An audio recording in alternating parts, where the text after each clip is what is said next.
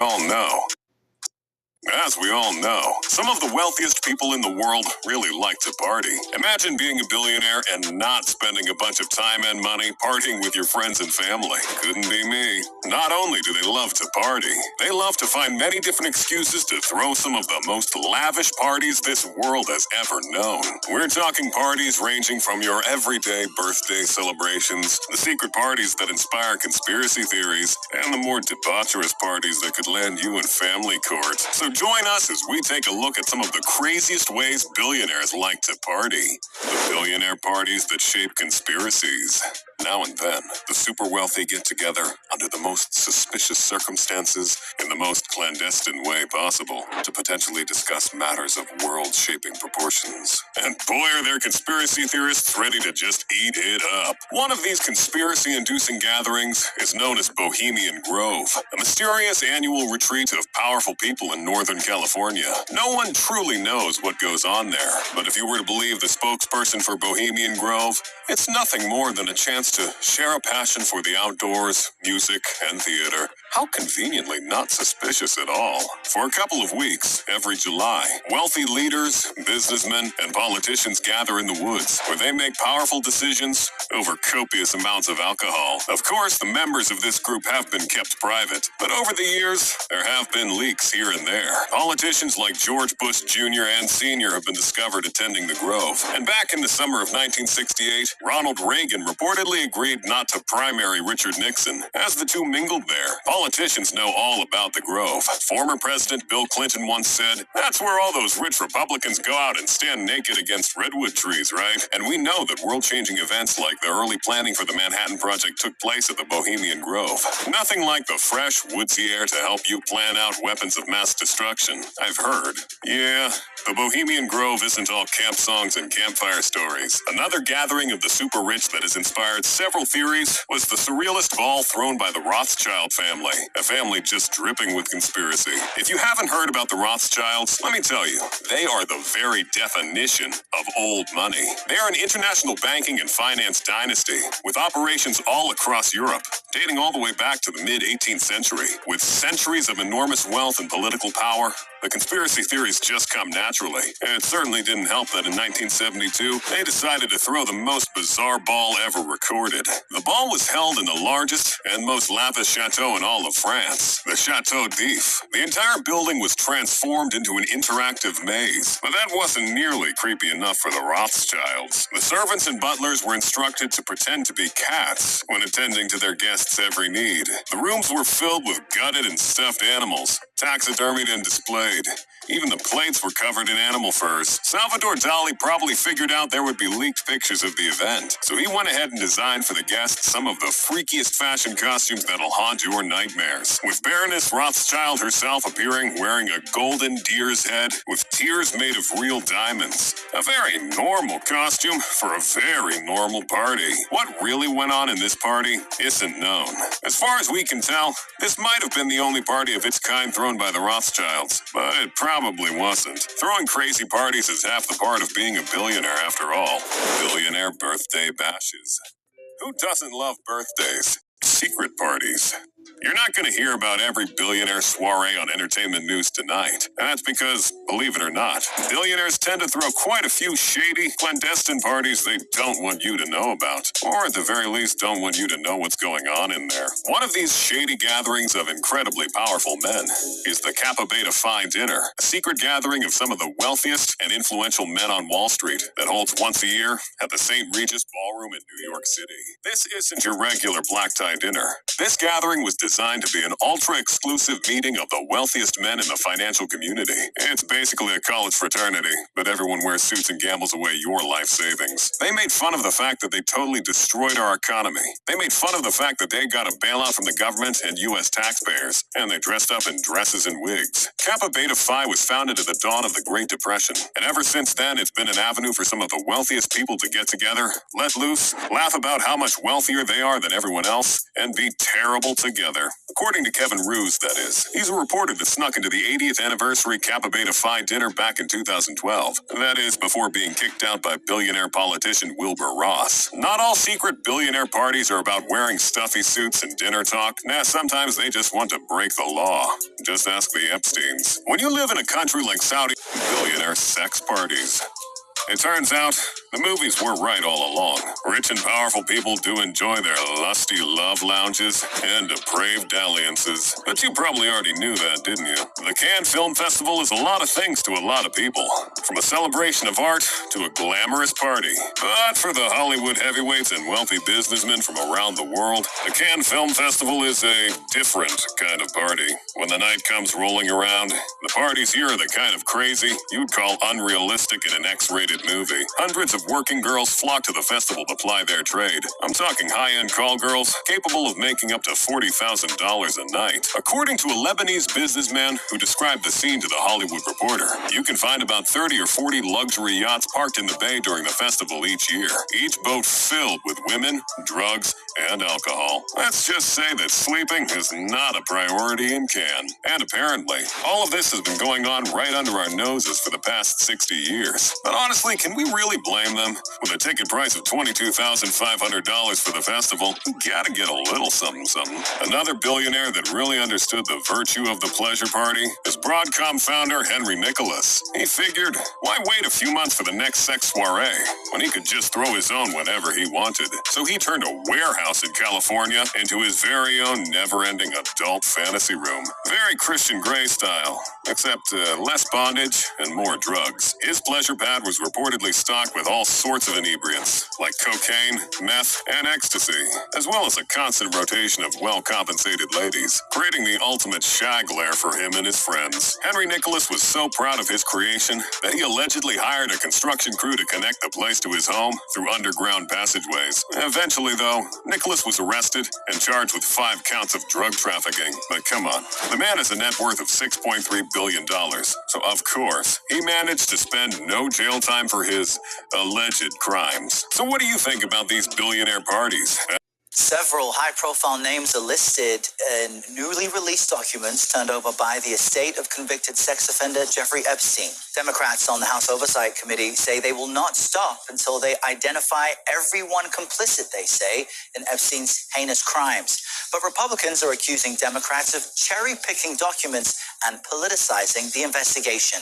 Nicole Killian reports on these new findings. From Elon Musk to Bill Gates, the latest batch of Epstein-related documents reads like a who's who. Take this entry from Jeffrey Epstein's itinerary dated December 6, 2014. Reminder, Elon Musk to island. Is this still happening? While it's unclear which island this refers to, Epstein regularly invited guests to Little St. James in the Caribbean, his own private island, which he used as a base for allegedly abusing underage girls. There is no evidence Musk made the trip. Another entry years later reads, Saturday, February 16, 2019, 7 a.m., breakfast with Steve Bannon. Both Bannon, a former White House advisor, and Musk, a tech titan and ex-Doge czar, are among the staunchest allies of President Trump, who continues to downplay the ongoing investigation. It's really a Democrat hoax because they're trying to get people to talk about something that's totally irrelevant. Friday's release totals over 8,500 documents and includes phone messages, flight logs, and manifests, as well as copies of Epstein's financial ledger and daily schedule, like this item from December 5, 2014, showing a TBD breakfast party with Microsoft founder Bill Gates. Ex-wife Melinda told CBS News in 2022 that his relationship with Epstein played a role in their divorce. We reached out to representatives for several of the individuals named, including Gates, Musk, and Bannon, but have not heard back. A spokesperson for the Republican-led oversight panel accused Democrats of cherry-picking documents and politicizing the investigation. We're talking about Jeffrey Epstein. Probably like one of the most common and least favorite sentences you've heard over like the last year or so, as like we've just been hamstrung along about like information coming out about the whole thing. Well, we finally got some stuff that's concrete. It's not nearly all of it. It's not what we are all thinking of as the quote-unquote Epstein files, but we actually got some files about Epstein we hadn't seen before. On November 12th, the House Oversight Committee released emails that they got directly from the Epstein estate. I think it started with Democrats who released like some censored versions, and then and Republicans were like, you're cherry picking, and then they released all of them uncensored. And I think it's worse. Like, I think it looks worse. I'm considering like a deeper dive on this for the main channel because, oh my God, we are looking at some shit. But the thing I want to talk about today is something incredibly selective that I just have not been able to stop thinking about for like the last 24 hours. The concept of Donald Trump having given Bill Clinton head when they were still friends. It originates from this post where like it's a series of emails sent from Mark L. Epstein to Jeffrey Epstein. And yeah, Jeffrey Epstein has a living brother. That'll come up. I'd rather be in Donnie D's shoes. From Jeffrey to Mark, you mean Donnie T? Mark says, you and your boy Donnie can make a remake of the movie Get Hard, sent via tin can and string. G says, and I thought I had Surrey's. Mark says, ask him if Putin had the photos of Trump blowing Bubba. Okay, there are parts that are still redacted here. Bubba, in this case, is everybody's assuming refers to Bill Clinton. It's very likely that this was a joke, and if it's not even referring to Bill Clinton. But Bubba was a nickname given to Bill Clinton at one point in time. His folksy manner led to him being nicknamed Bubba starting from the 1992 presidential election. Like, holy shit, dude. You already have, like, insane shit like this. Monica Lewinsky? This is so disrespectful to Monica Lewinsky, one of the greatest anti-bullying advocates of our generation. She's doing great work. For some people, the most shocking bit of this was finding out about Mark Epstein. And while we're on the topic of nicknames, this guy used to get called fucking Puggy. Nicknamed Puggy is an American property developer. Fucking awesome, dude. Trump sucked off Bill Clinton, and Putin has the pics. What a sucked off Bill Clinton, and Putin has the pics. What a fucking joke of a country. You guys see him? And then, like, you have this one clip of him, I don't know, jerking off two microphones. Why did he lean back and forth? Why did he do both of those? I don't know what context that would fit under.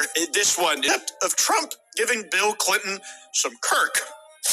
And they're replacing the term neck with a term for giving someone a blowjob with Kirk because Kirk got shot in the neck.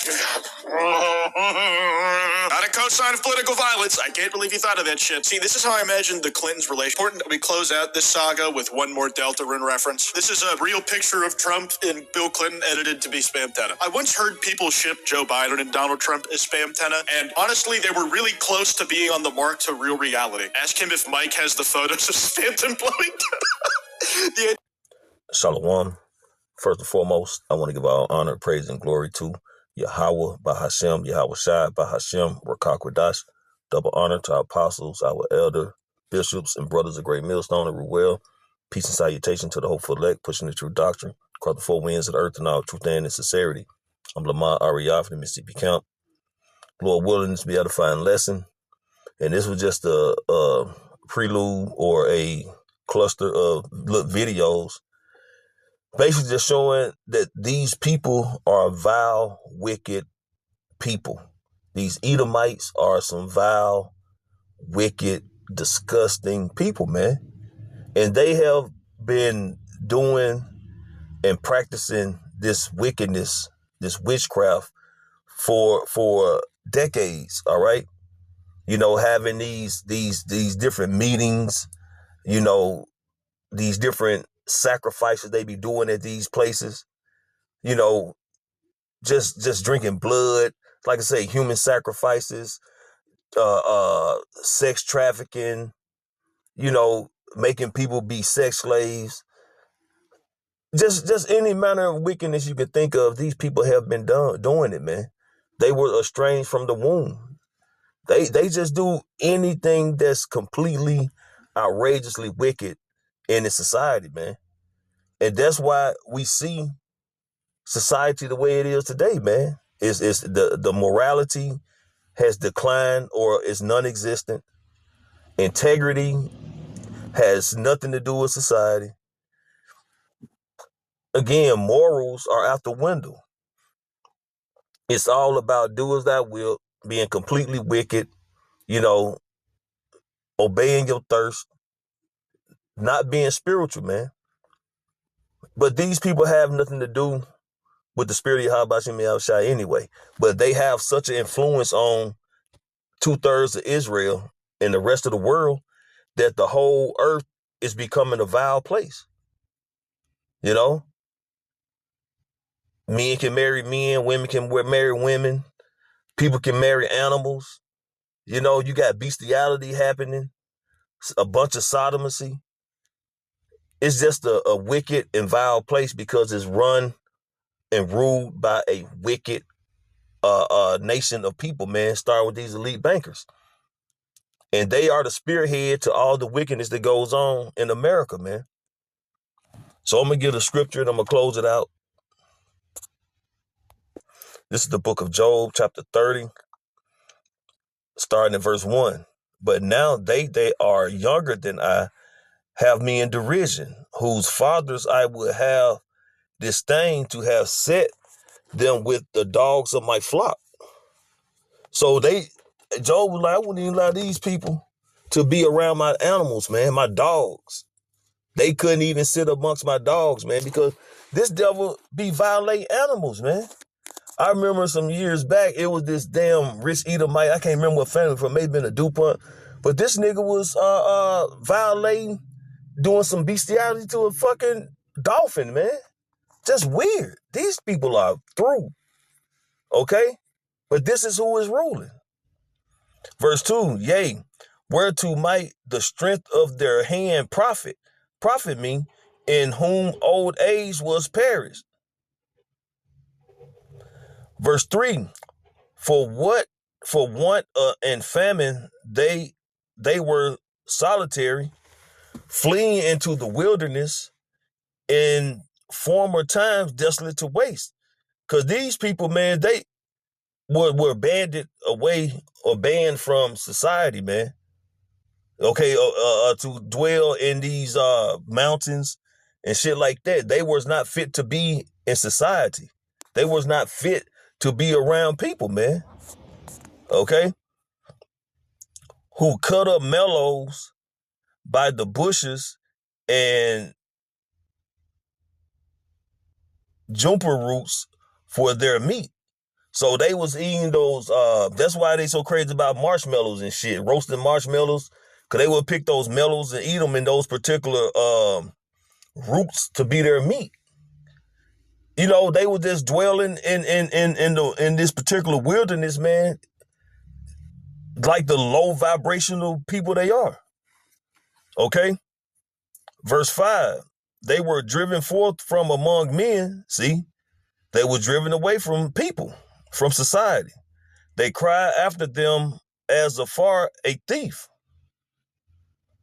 They cry after them as after a thief. To dwell in the cliffs of the valleys and caves of the earth and in the rocks. And that's why these devils always, you know, mountain climbing or, you know, going to these hunting retreats and shit, you know, because that's their nature. Okay. Among the bushes they brayed, under the needles they were gathered together. They were the children of fools, yea, children of base men. They were viler than the earth. So these are a low level group of a nation with no morals, no integrity, and no standards. Okay, and there's pretty much a straight brute beast who has no they really have no place in ruling, you know. But of course, the Lord set them up to rule because of the disobedience of the children of Israel, okay, the nation of Israel. So he put this base man above us. And they're ruling and they're running the earth into a more viler, disgusting, filthy place than it has ever been. So we're going to look up the word vile. Okay, when you go to etymology online, the word vile goes into morally repugnant.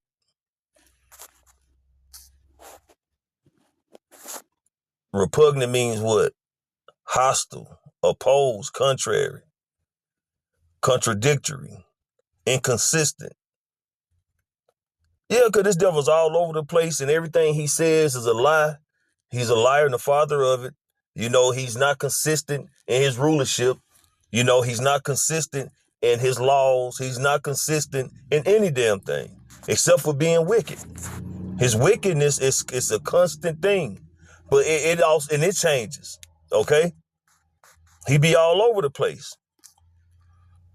Morally flawed, corrupt, wicked, of no value, because he's a base man. Okay. He's that vessel of, Salakia, of dishonor. This devil is the vessel of dishonor, man. He is of no value, of inferior quality, and he thinks he's superior. He thinks he's a supreme being. He thinks he's a superior race, man, but he's not. He's just a tool the Lord is using to punish the nation of Israel, man. But this devil has went too far. He's a cancer. Everything is suffering because of this devil being in rulership. Okay? The people, the animals, the plants, the earth, the air, the water, you name it. He's a cancerous being. And his wickedness is causing to spread throughout the earth, man. And the earth becoming more and more vile. Okay? So we're going to go back to the scripture. And now I am their song, yea, I am their byword. So this devil has been put in a position to rule in this synthetic rulership, and he talks down and speaks ill will about the nations, man. And we see how he has been rounding up the northern kingdom. You know how he's been abusing, murdering the southern kingdom. And Israel as a whole, how he has been constantly that thorn in Jake's side, man. But the Lord is getting ready to take this devil down because he has run his course.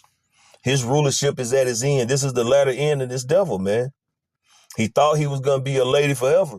But this devil is going to be utterly destroyed after going into 1,000 years of captivity, man. You know, and I know I'm a little bit all over the place, but Lord Williams edifying. But the whole point is to bring out those videos to show you this devil has a habitual wicked way of living, man. And he has spreaded this wicked spirit throughout the earth. And the earth is suffering from the vile ways of this devil, man. And that's why there's going to be a great purification that's going to come to this earth, man, by way of thermonuclear missiles, as well as Yahweh Shai and the heavenly host of angels. Okay? So, Lord willing, this was an edifying lesson. I want to give all honor, praise, and glory to Yahweh, Bahashem, Yahweh Shai, Bahashem, Rakah Kwadash. Double honor to our apostles, our elder bishops, the brothers of Great Millstone and Ruel. Peace and salutation to the hopeful elect. Shalom.